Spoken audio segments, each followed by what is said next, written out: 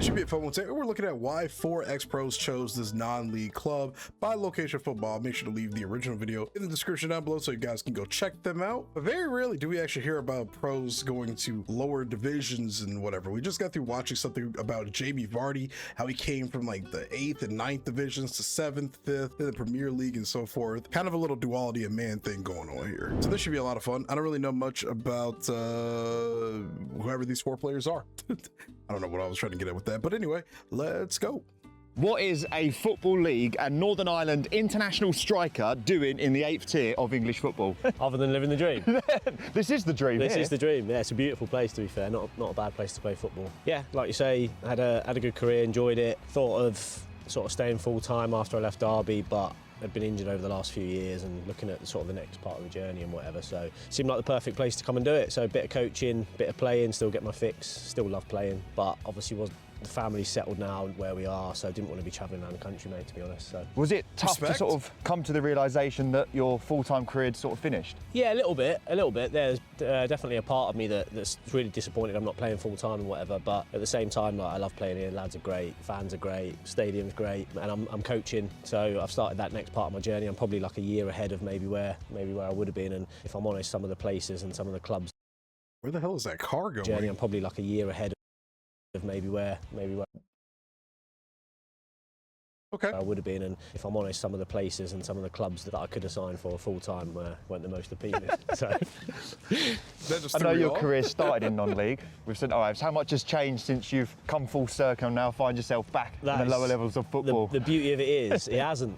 15 years later. So I played, 3 years I think I was there, step 5. Absolutely loved it. Probably the most I've enjoyed football until coming back here, to be honest. Because you're here for the love of the game. You ain't here for anything else. When you're playing in the league, there's so much going on, like agendas and things like that. Whereas you come here, you turn up on a Saturday, everyone wants to play, everyone wants to win, and that's all it's about. So it hasn't really changed. Even the style of football hasn't changed. It's still stick it in the corners, which is great for me because I still like running about. What have you had to change about your game, stepping away from Football League down to step forward? I'm probably the smallest target man outside of the EFL at the minute. Yeah, listen, obviously I'm not training as much. I'm maybe a Tuesday and a Thursday. I'm on my feet all day, so you won't be seeing me run as many channels as I used to today. Try and stay in the middle of the pitch and like just use that experience, really help the lads around me and try and get on the score sheet. It's about it, to be honest. I guess when people heard that Connor Washington was ready to play non-league football, you must have had a few offers at different levels, but why Matlock? Location, massive. Obviously the manager played against him a few times, so you know what you're coming into. You're not going into like a proper non-league environment where just people are shouting and screaming and booting it. He wants to play football the right way. He's on his own journey in that respect, so there was that. Obviously they're going to have a right go at this level. Chairman's really ambitious, which I love, wanting to be a part of a project. Like that's what you know when you get to the end of your career, like, I look back and I think like all my fun times were right up the top of the league. I didn't enjoy relegation scraps in League 2 or anything like that. So yeah, I wanted to be part of something that's on the up, and this club is obviously it's fantastic as well. Half an hour from home, ticks a lot of boxes. You've played against Adam Clayton. What did he say to you when he said, "Come on down to Matlock, we're doing big things over here"? Yeah, that was literally it. Yeah, he said, "Come down." We obviously got relegated last year. They had a points deduction and like it's proper non-league. Some of the stuff that goes on, you love it. He just said, "Listen, come down, step 4, get promoted." Points that deduction? was it. Literally it. Probably wasn't going to play 90 minutes every week, so he said that, and it's absolutely fine with me. So, like I keep banging on about, I just wanted to be part of something that's moving in the right direction and have fun and win games of football. Have you learnt anything about coming back to non-league football that you didn't know back in the day? Have you grown as a player again in a different way, perhaps? Yeah, definitely. I think you just see the game totally differently, and I think the beauty of playing up front is you can see everything that's going on, like in possession and stuff. So try and help as many people around you as you can, and trying to recognise. Is that the gaffer giving us a bit of stick there? Could have been a lot worse that. Yeah, just trying to help as many people as possible, and like just recognising that like it's carnage. Like people go and press, and you're thinking, what are you doing? But it's half the fun of it, to be honest. And obviously, like I said earlier, just trying to use that experience to get myself on the score sheet. To be honest, love a tap in. It's kind of like it sounds like it's just way more of an unpredictable situation, you know? You never know what somebody's gonna do next in like non-league football, basically. Sort of like how you would with like a pickup game or a very unprofessional game or something. That's fun. Yeah, every now and then. So what's it like having an ex-professional footballer as your gaffer in the dugout? Yeah, it's brilliant. And there were so many things, you know, like in my first couple of weeks where lads were turning up late, like you know, just like little bits of discipline that you think, oh, he's going to go here, because you're thinking, and he's like, just laughs it off because he's been at the level. He's like, he played at the level last year, and you've got to understand, like, lads are coming up from London, have been working all day, like they're going to be late, or like warm-ups or whatever it is. So, but yeah, he's been brilliant. Like, I'm sure he'll go on to bigger and better things, whether it's here as we get promoted or gets offers higher up the chain. But yeah, he's been fantastic for me. Adam Clayton has plenty of Premier League and Championship experience, but did he always want to go into non-league management? Not non-league football, but I thought I've always sort of, football's my life really. It's not just a sort of the job that you were doing, it's part of my everyday life. So I thought I was going to try and stay in the game. And yeah, I got presented with the opportunity to sort of see the non-league world, and it's its own sort of hemisphere, it's its own world, and really enjoy it. What were your first impressions of non-league football? Yeah, I think the first week we got on a bus to go to an away game and all the fans were. So yeah, different, but again, great experience, seeing all the different things. I think can only help me going forward with some really good players at these levels. It hasn't quite happened for whatever reason, but no, really good, really enjoying it. You've got a squad that's got some really seasoned ex-pros. How much do you reckon that can help you develop not just the players but yourself in coaching at this level? Yeah, massive. I think the people you have around you, massive at sort of at any level. So I've got some real good experience of non-league around me in Rimo and now Cressy, and some real good players. I think the thing at every level is consistency. I think in non-league it's even harder to get that consistency, so it's a really big challenge for me as the manager is to try and get the players that we have got and the abilities they have got as consistent as possible. So what's their budget? What's Matlock's like overall financial situation? For it to be a non-league team, you know, being able to spend money as a non-league team is always going to be a very difficult thing. But I wonder what their overall budget is, because even their kits like look really nice too and well put together. So they've got some kind of financial structure. What division did they say they were in though? Okay, so they're in the Northern Premier League, which is part of the 7th and 8th divisions of English football. Gotcha. Well, yeah, really enjoying that. Are you still registered? I am still registered. I've been on the bench a couple of times. We've had some injury concerns this season, so I've been on the bench a couple of times. But I think the management side really does give me the same buzz and gives me enough that I'm not really missing it. I'm not officially retired. What's that transition like from being a player to then being the gaffer and having the players around you call you gaffer? Is that what they call you? Yeah, it is strange at first. It is strange at first, but I say to the lads a lot, I don't think I'll have this affection for another group like I have. You always remember your first, so to speak, and obviously being in the dressing room, I've got some good relationships in there, so I really want this to succeed, not only obviously for me in my career, but I know the lads, I know what it means to them to try and progress. So yeah, we're all trying to swim in the same direction, and it's good. And it helps when you've got firepower up front with Connor Washington, who you know have come up against in the EFL. Yeah, of course. It's just about keeping Connor's knee intact. He's got various devices that try and keep it straight. But not a really good player. Score goals at high levels of football, and a really good lad. He helps the dressing room enormously. So yeah, hopefully he can score a couple today. Now you're here and videoing it. What have you learned about yourself as a manager from this level of football? I think I've learned that it's what I want to do. It's who I want to be. None of it. There's been a lot of drama around Matlock from the start of the season, and none of it feels taxing. It feels... Look at that view, bro. Is that castle like... Is that like an actual like old school castle up there on the hillside? That's an insanely gorgeous view. Wow. Drama around Matlock from the start of the season, and none of it feels taxing. It feels very much natural to make the decisions, whether they're right or wrong. I feel very comfortable making decisions. So yeah, it's taught me that this is what I want to do and where I want my life to go. Again, leading a group is a really good feeling. It's a really good feeling. Like I say, you don't always get it right.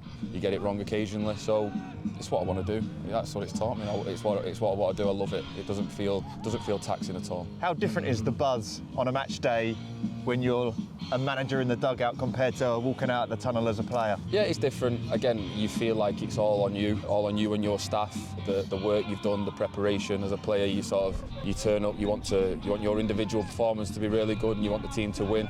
So I think when you do win, it feels better. When you lose, it feels far worse. As a player, If you lose, obviously you probably have a tough night, but then you're on to the next one. As a manager, you've got to find, well, why did we lose? Why did we lose? How are we going to win the next one? So yeah, really good. Another ex-pro at the club is former Northampton and Rotherham defender Ryan Cresswell, who has already managed at Sheffield FC and Matlock Town. So how can the ex-professional footballers help the Gladiators win promotion? You see through the experience. I just want to comment on his last statement though, by the way. It is definitely harder, I think, to watch like certain sports or anything competitive than it is to play it. I'm not gonna lie.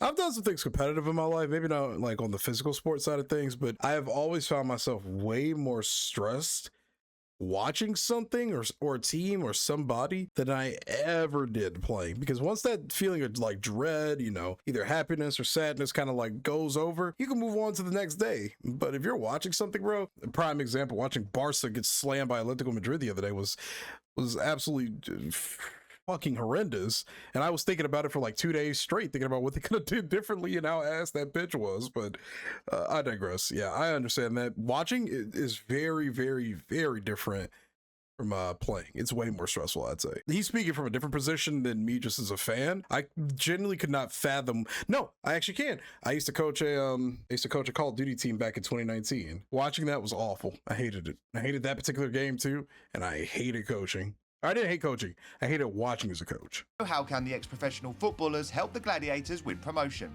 You see through the experience of the players that are here, it can only be invaluable for everybody else to get involved. And the attitude and the level of commitment that you still get from the ex-professionals especially is second to none, and it's quite rare, to be honest. What have you learnt about non-league management at step 3 at the time when you took over at the club? Never expect the unexpected in football, and it's I love it. The feeling of a match day and the camaraderie in the dressing room and the organisation and togetherness of a group, it's something that I thrive on, and it's a pleasure to be around. And is that why players like Connor Washington are happy to come down and play at this level? I think so. I think you've seen Connor. You see in his game when he's playing that the enjoyment that he still has and the enthusiasm, and that can only drive everybody else on, because if Connor Washington is willing to run himself into the ground with a smile on his face, it just sets a standard of the bar everybody else is required to. And why do you think we're seeing so many ex-pros come down into non-league, whether it's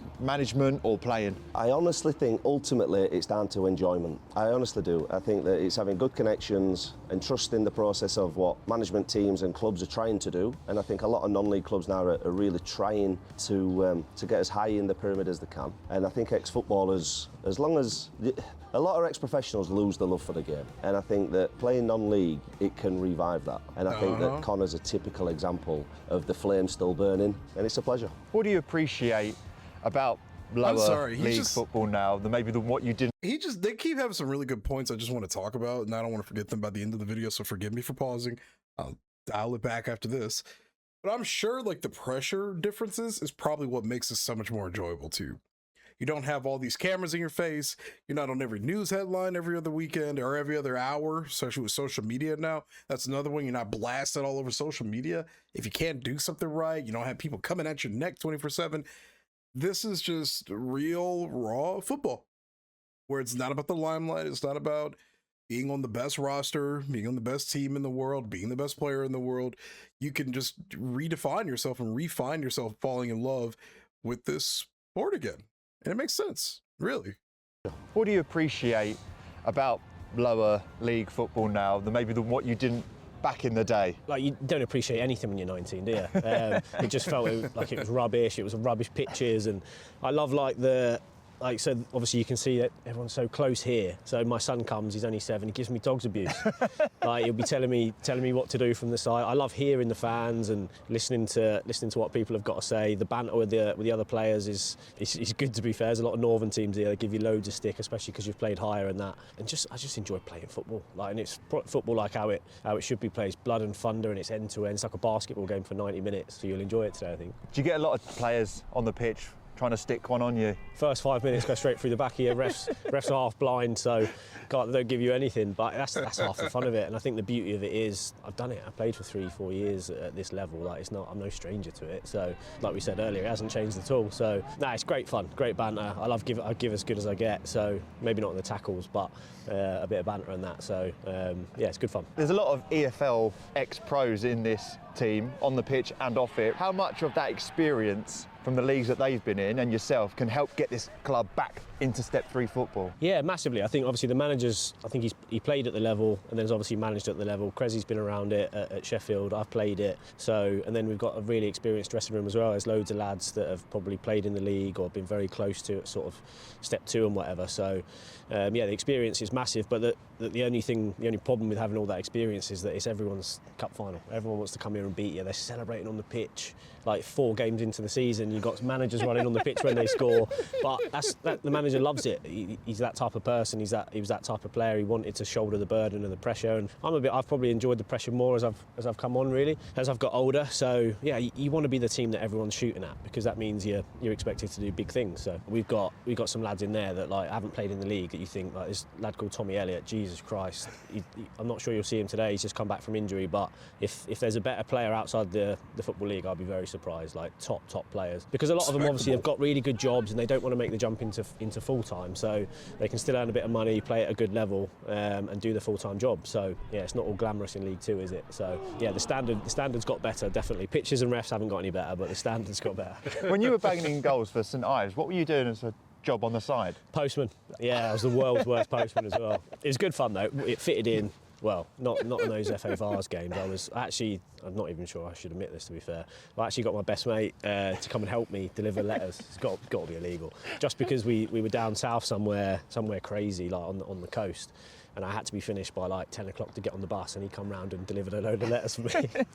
What was it like for you then when you got picked up and signed for $5,000 to Newport? Yeah, it was crazy. I actually drove past the place that my agent came to watch me yesterday, Newport Pagnell it was. Newport Pagnell, where I scored in the game 1-0. My agent, Kevin Nichols, ex-player, liked me, knew Justin Edinburgh, took me up there and just said, listen, it's a gamble, it's $5,000, like, see what comes of it. And for the first 6 months, it must have looked like the worst $5,000 I'd ever spent, because I was crap. And then it got to the summer, obviously I signed in like in November, and I was gone from playing part-time to full-time, and the level was crazy, the physicality was crazy. I was like, what have I done here? I'm banging trouble. Went back, had a good pre-season, and then by the January I was gone. Like, it was just, football's just absolutely mental, isn't it? So yeah, then I signed for, by that January in League 2, I'd gone to Peterborough, so the rest is history, as they say. Do you think your non-league pedigree helped you develop as a player rather than coming through an academy as such? Oh, 100%. Like psychologically, I think I'd have really struggled with the pressure in the academy side of it, and also, you'll see today, I still play like a non-league player, and I always have done. I just run in behind, cause problems. Obviously, there's a little bit more nuance to it now, maybe. Right. But yeah, the non-league stuff, I think it's why a lot of strikers sort of made that journey a similar way to me, because at the top of the pitch, if you're a threat and you're a nuisance and you've got that sort of desire to go and score, you usually do well. And in academy football, that's not how it's played anymore, is it? So yeah, I think it definitely helped me.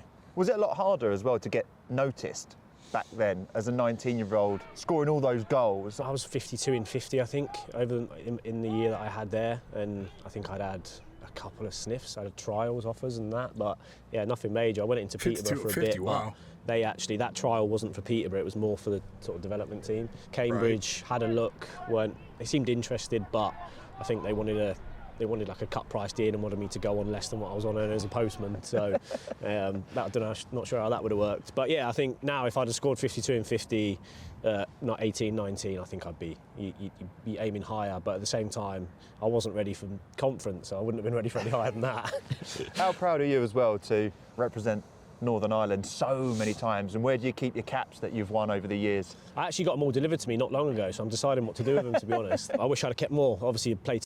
What's a cap? I've heard that word before. What's a cap? Oh man, I can't think of that. Yeah, I love this guy. I just love how humble he is, to be honest. It makes you realize like there's so much more to life than just being in the limelight and being up there in the bigger, I guess you could say the bigger world, you know. Being able to be so humble and just kind of realize like, yeah, I just want to enjoy life now in the most peaceful way and still be physical. I respect that so much.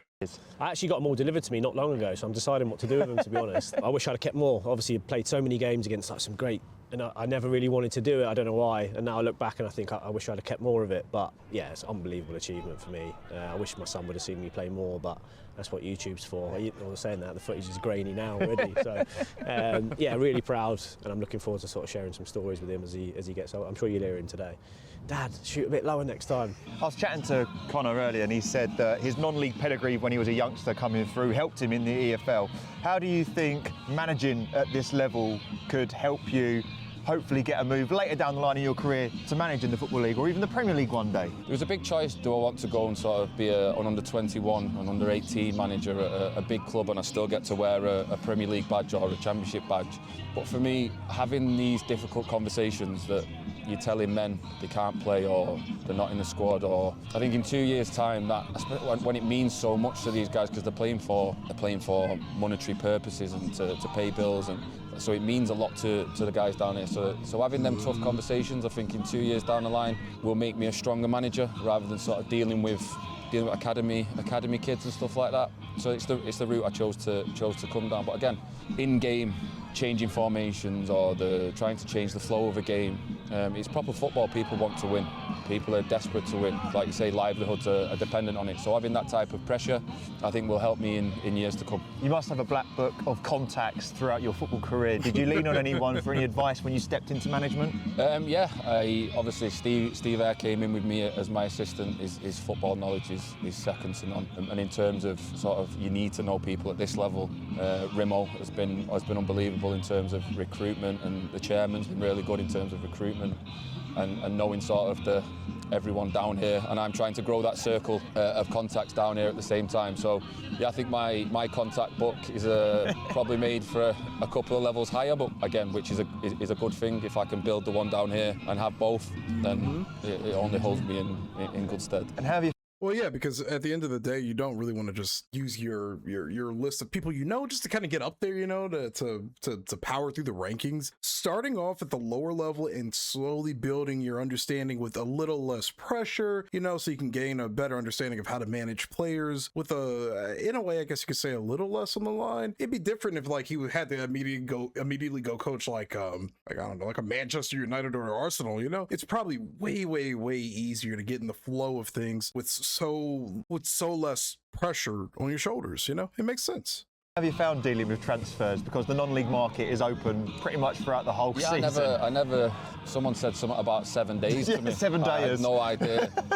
7 days, like someone can just pinch one of your players, or you can pinch one of their players. So that was a crazy thing. Like non-league has got its own ecosystem. It's a wild west, but really enjoyable to be a part of. And finally, Fouad Bachirou, an ex-pro who has won honours in Sweden and Cyprus, as well as making plenty of Europa League appearances. So why is he playing in the 8th tier? Just football lately. Just try to enjoy it, really. Still got the buzz about it. So out here, try to enjoy playing football. Try to share a little bit my experience as well. So no, just try to enjoy it, really. What was your first experience when you stepped into non-league football in England? Chaos. That would be the word. What the heck is this accent? I'm trying to guess in my head what this accent is. It says Cyprus. He made Europa League appearances. Yeah. Really. What was your first experience when you stepped into non-league football in England? Chaos. That would be the word. No, honestly, no, I was surprised obviously that we've got good players, and then it's more about trying to control the game. That is a little bit more difficult, with the condition, with the pitch, and the way the game's asking you to play, really, But you just adapt, really. It's a new challenge. When you came back to England, was playing non-league football something that you wanted to do? No, not originally, no. I wanted to play a little bit still in a higher level. At the same time, I wanted to be close to home. So I live in Nottingham, so I wanted something around here. Then the opportunity came and I just wanted to enjoy it, really. What is it you enjoy about this level of football that might be slightly different to playing professional? Yeah, obviously also the commitment is different as well. You've got lads who've got work on the side, the fans who support their team. So it's a different approach to it, but the passion is the same, and that's what I like. You just want to enjoy playing football. And you're a player full of experience. How can you help develop some of the players that may not have reached the levels that you have at this football club? Yes, that's what I try to do. Obviously, try to share my experience, try to give them some insight about the game, about how to deal with emotion, how to deal with external factors. That for me is the difference sometimes between we can make like a good player to a great player. You know how he deal with his emotion when things doesn't go your way. So yeah, I try to share that. And for you, what does the future look like playing non-league football? I want to play for as long as I can. Genuinely want to play for as long as I can. I know you might have seen Waggy at Anstey Nomads, to be fair. He keeps coming out of retirement. So I think I was like, got to the end of the day, Christmas Day, sat in the house, and I was just thinking, I can't wait to play tomorrow. So it's when I lose that feeling, I think, is when I'll probably call it a day. But I've managed to sort of carve a role out at Sheffield United coaching the strikers, that I can do both. So I don't see why, unless I got a really good offer to go and coach sort of full time, why I would stop, because it's great and I love it. Can I look forward to seeing you bag more goals? Top man. Top man. Cheers, mate.